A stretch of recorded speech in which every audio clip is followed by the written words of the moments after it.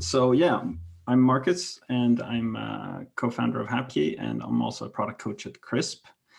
And I'm really excited to share some stories with you guys and how we work at Hapkey, a little bit about us as a startup, how we formed as a startup, and some other things.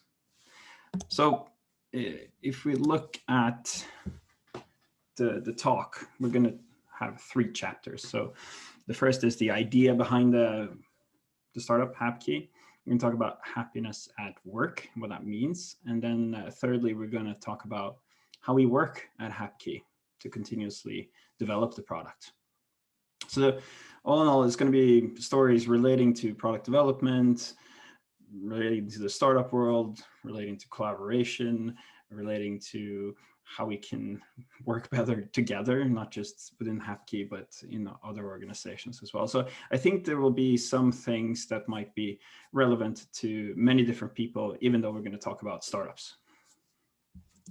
So let's start with the first chapter. So the idea.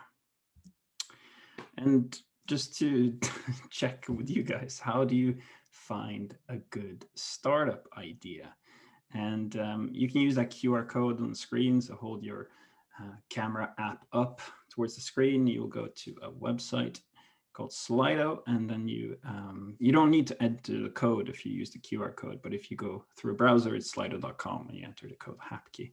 So it would be awesome if you guys share your ideas on how to find a good startup idea. And it's going to be a little word cloud. Let's give it a few moments. How many people do we have in the audience, Jenny? We have 54 participants, okay, at least. So great. Yeah. Hopefully not 95% are sleeping.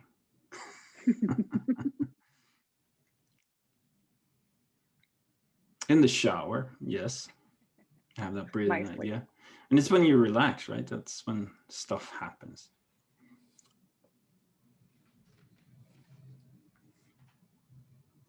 Brainstorm, yeah. So you talk to others while sleeping, yes. There's a TV show in Sweden that's about the science of sleep, and apparently, all sorts of things happen in the brain overnight. With daily pain points, yep, absolutely. Like problems and pain points is one of the keys to innovation. Find a need, yes. Research, talking to people, researching competitors and whatnot. Own painful experiences, yes, stuff that you experience. Dreams.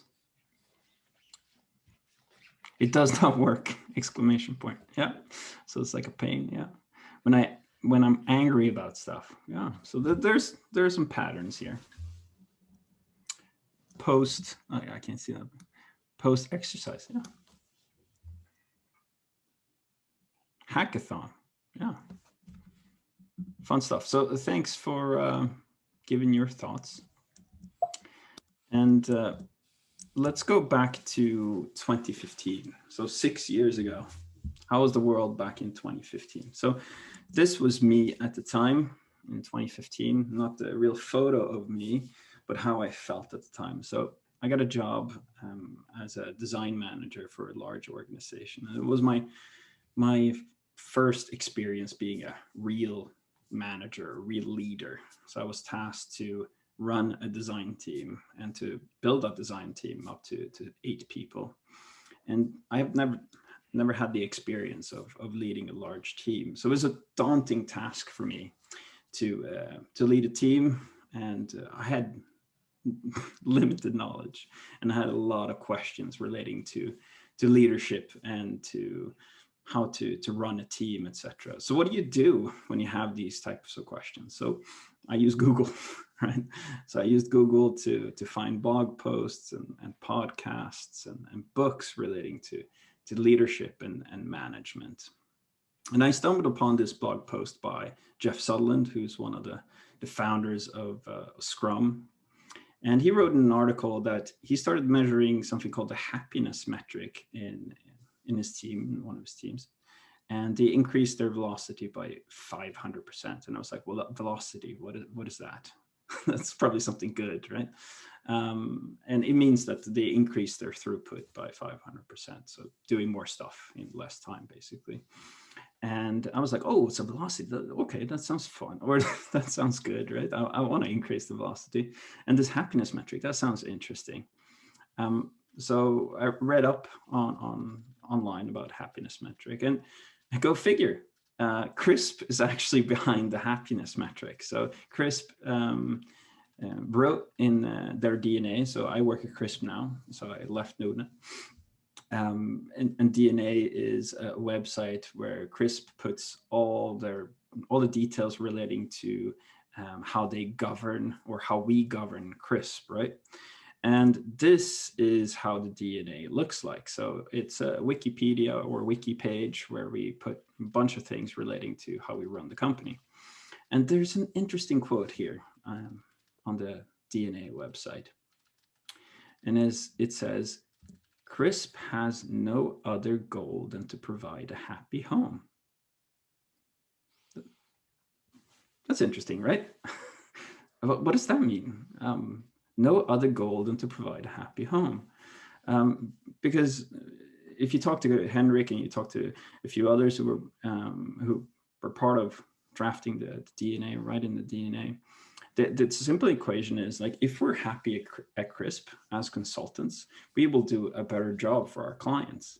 And if we find stuff to work on that makes us happy, our clients will be happy. So it's like this really simple equation on how we look at consulting, right? So I got inspired. And the inspiration sparked me to write a blog post and to set up certain meetings within the design team. And one of those meetings was Goal Fest, that we called it. So we met once a week on Fridays, and it was called Goal Fest. And it was a way for me to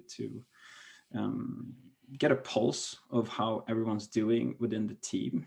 And the meeting consisted of two parts. The first part was to align everybody towards goals, basically. So you had company-wide goals that we wanted to achieve as a company.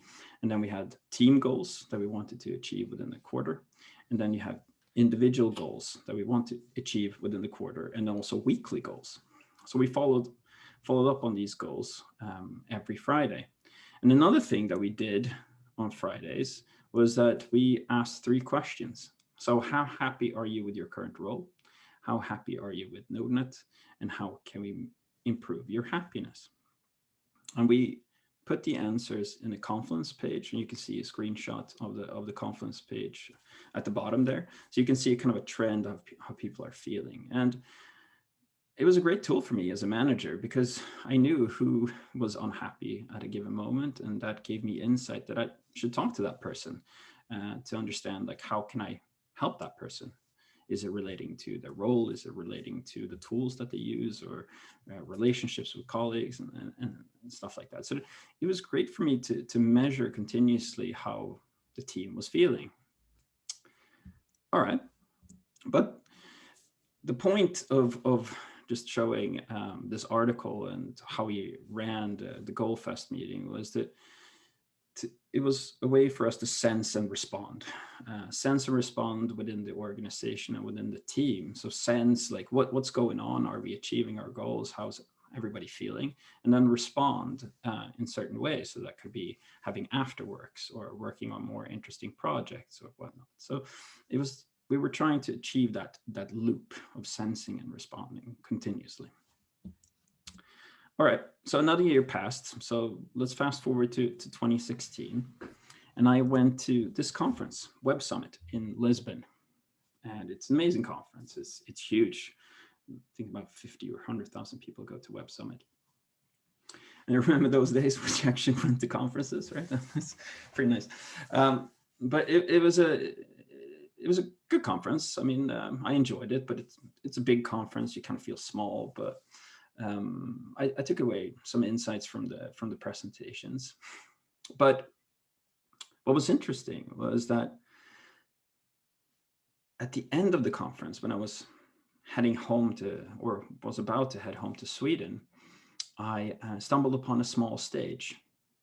And the the stage where startups pitch their ideas. And I sat down and I started listening to these founders with their presentations and so on. And I was like, wow, these people are really smart and so articulate. They have great ideas. And I got such energy from those presentations. Like, wow, impressive people.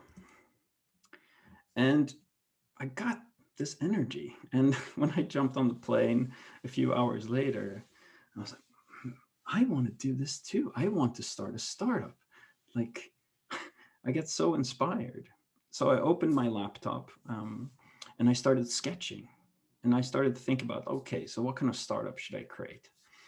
And I thought maybe I can digitize the Goal Fest experience, how you work towards goals, like for the company, for the team, and for individuals, and to digitize that into some kind of tool, and then to also measure the happiness metric.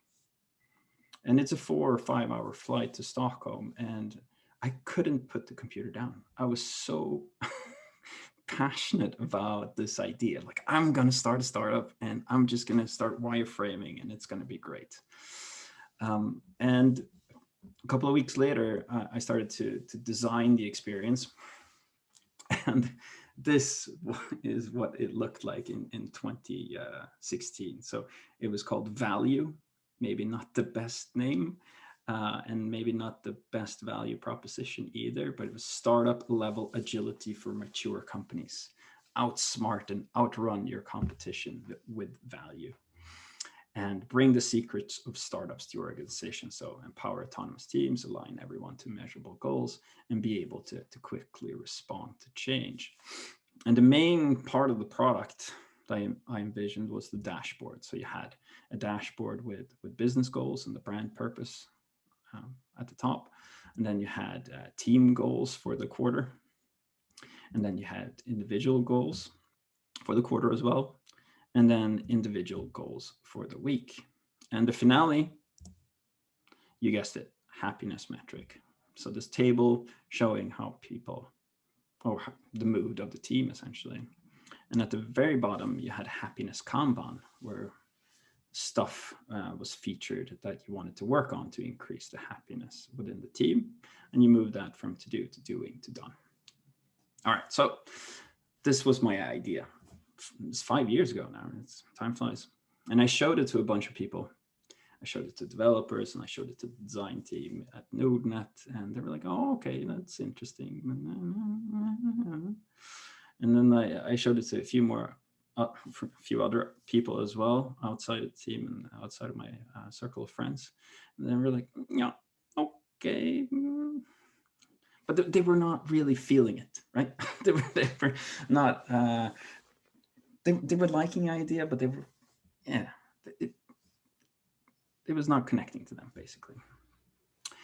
And I wasn't frustrated or anything, but I didn't find a person who I could create this together with, you know?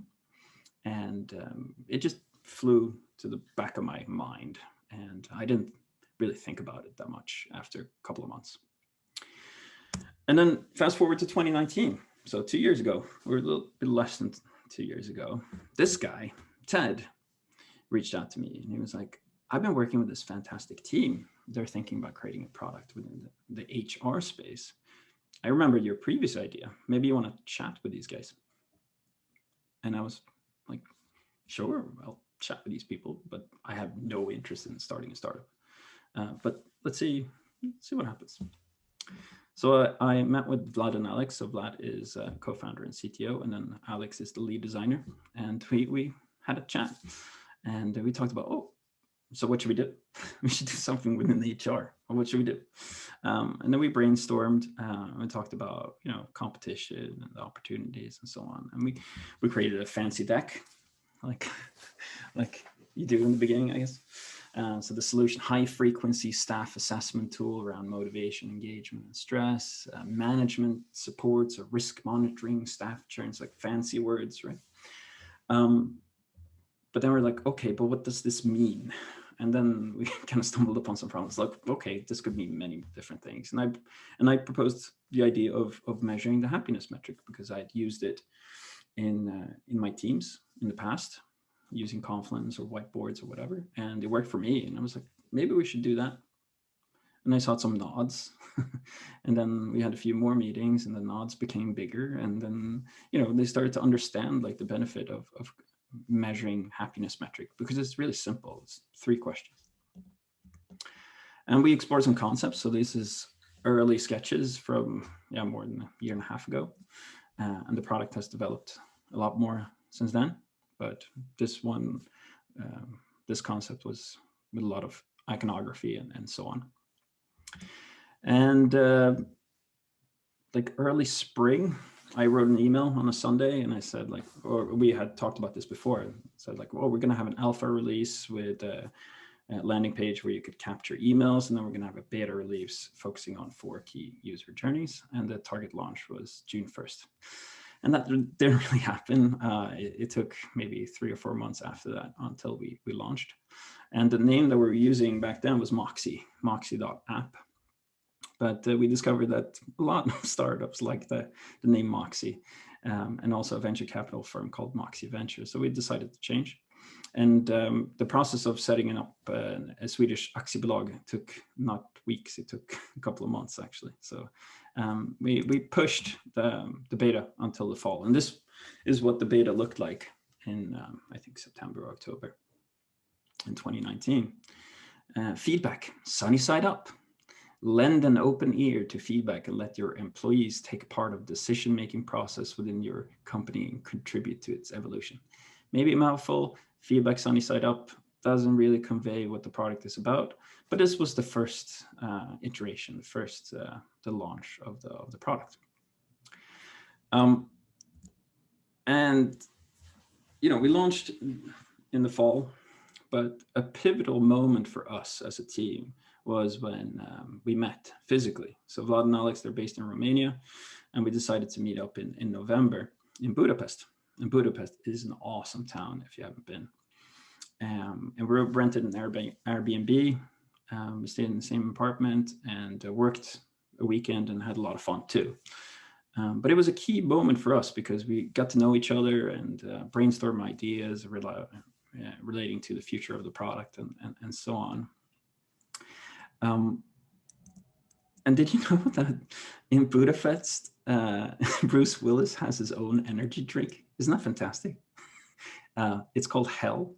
Energy, taste, power. Just the tagline is just amazing.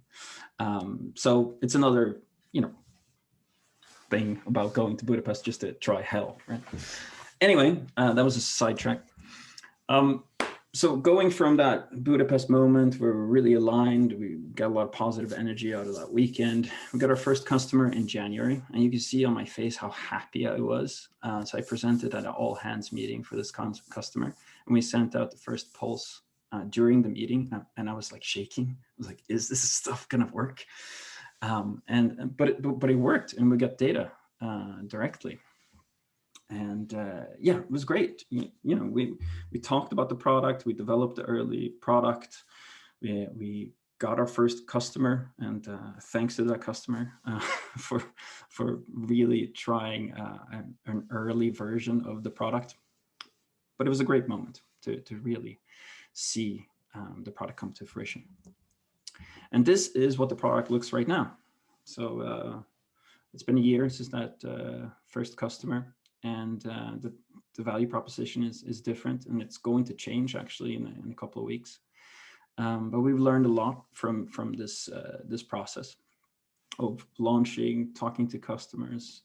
And I just wanted to show the graph and to kind of manage your expectation that this is not $1 billion startup. So this is the graph of how much money we're making. So we're making 500 euros a month. And you see there's been quite a few plateaus in the process. But the point is, why I showed this graph is that we spent the big chunk of last year focusing on the product and the initial customers. And we're at the point where we're not going to scale, and we're going to try to find more customers to use the product. But it's a frustrating process. Like, I don't know how many LinkedIn messages I've sent, how many emails I've sent to people. It's like, oh, do you want to try a Hapkey? Are you interested? And, 1 in 10 are interested in getting a demo and so on. So it's a frustrating experience having a startup, and you need to have that grit, I think, in order to take a startup to the next level. Going to be a lot of doors being shut. So what's next? So we're going to focus more on marketing and sales during this year. We feel confident in the product, that it's actually providing value, and customers are really happy. We have zero churn from the customers who have signed up. Yeah, that's a little bit about what's happening right now. How am I doing with time, Jenny? You're mute, sorry. Oh, sorry. You're doing good. 8 minutes left. 8 minutes left. Okay, great. So over to the last 2 chapters, and they'll be fairly quick. So we're going to talk about happiness at work first. So happiness at work. And I'll throw this question to you guys. So what is happiness at work?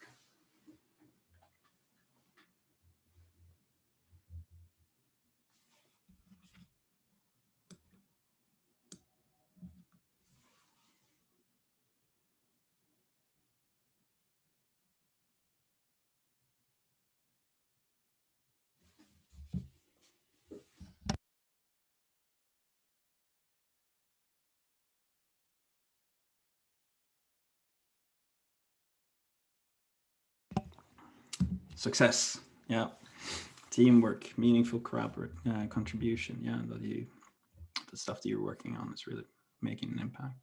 Eager to get to work. That's a great KPI. If you're eager to start working. Collaboration. Absolutely. Colleagues, yeah, colleagues to collaborate with and enjoy spending time with. Co-creation. Fulfillment in craftsmanship. Yeah, that you're growing, learning new things. Great culture. Lots and lots of money. Yeah, money is important, definitely. Common goals, that you're going somewhere together.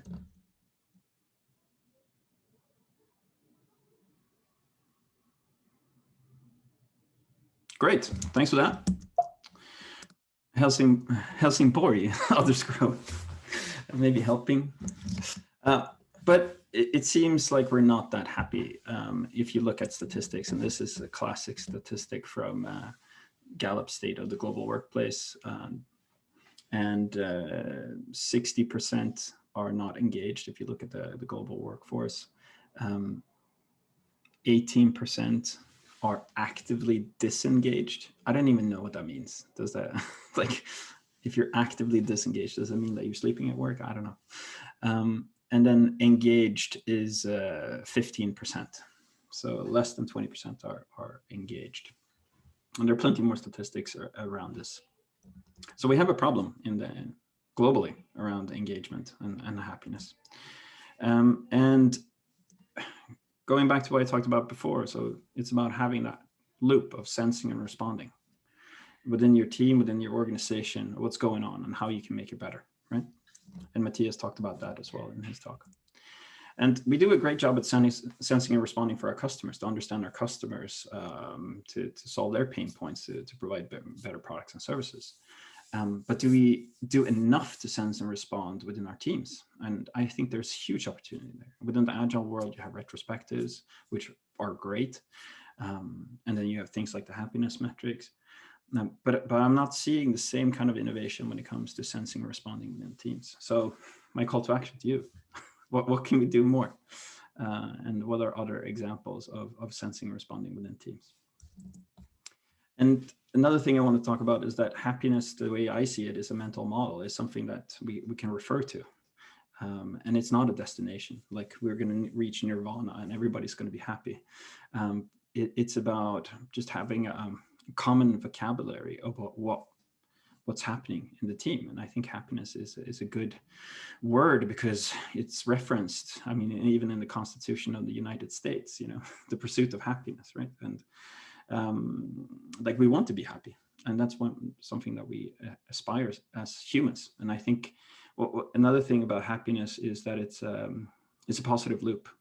Employees benefit from being happy, and the company benefits from happy employees, because if you're happy, then you will do better work, you collaborate better, and so on. So that it's a good word to use. And then the last section, do I have a couple minutes? Yeah, how we work. Yeah. So briefly, so relating to startup collaboration and working in a startup. So we're 3 people basically, 1 designer, 1 developer, and me as kind of a product owner. And some statistics, like top 20 reasons startups fail. This is from CB Insights. 42% had no market need. Imagine that, you know, working 2, 3, 4, 5 years on a product, and then you discover, oh, there was no market need. So that's kind of the fundamental thing that you need to do as a startup, is to continuously evaluate and validate that your product is addressing a need, addressing a specific market. And Steve Blank, he's amazing. Just search Steve Blank on YouTube and listen to his seminars. So he is, I think, about 70 or 75 years old. He started 8 startups in Silicon Valley, and he has written books about starting startups, and he gives lectures at universities all over the world relating to running startups. And one of his famous quotes is, "There are no facts inside your building, so get outside."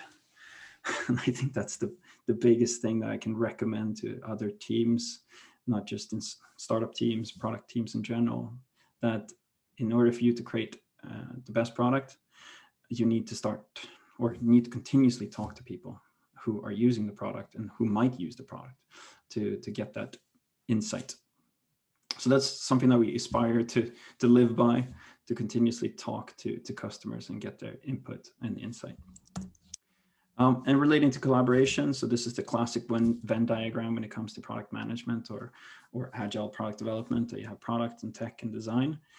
And we try to blur these lines. So we do stuff together, and especially talking to customers. So if I say sales meetings, or if we have a customer call, we all jump on the call, because that insight, what they're saying, is so important to build empathy.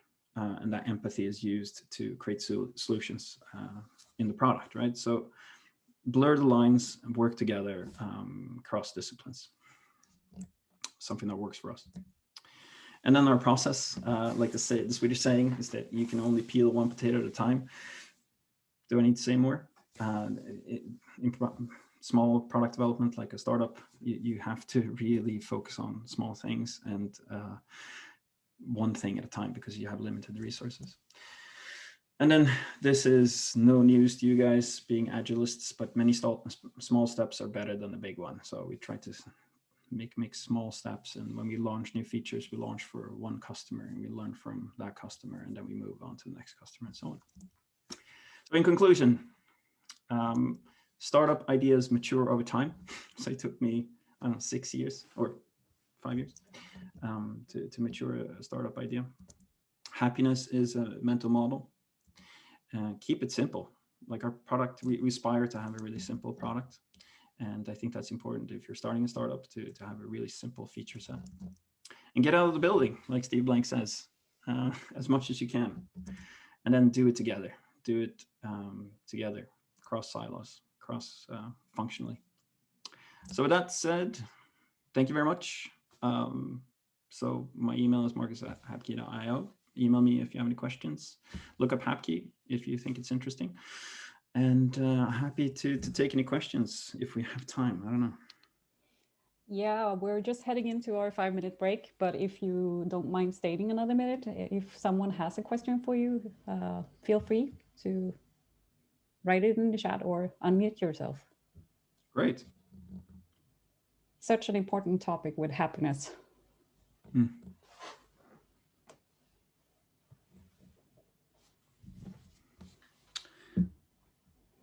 So I got a question on Slido. What advice would you offer today to the Marcus of old who was sitting there in the corner of the cafe, hunched over his laptop, thinking about startups? The main thing is to just do it, right? It's the first steps are not that difficult. And if you can't get people to buy into your idea, maybe, pick up coding or pick up some other skill to do it yourself, and then try to inspire more people. I mean, I think the main issue back then, sitting at that cafe, it was that I just created some simple wireframes, and I didn't really talk about the vision that much about the company, like where I wanted to go in the long term. I just had these sketches, and I didn't do a great job at inspiring people to jump on the bandwagon. So that's something I would tell myself, I think. Any other questions from Zoom? I can't see them. Yeah, what marketing methods or tools have proven most favorable? It's from Tommy. Marketing methods, I'd say talking to people, reaching out to your own network is the most powerful thing that you can do in the early stage startup. We tried Facebook. We put in 40,000 or 50,000 kroners in Facebook during the summer and early fall, and we got 0 quality signups. So imagine that, just 50,000 kroners. And through my personal network, we've gotten 6 paying customers now. And we have 1 referral customer, which is amazing. That's super. Well, thank you so much, Marcus.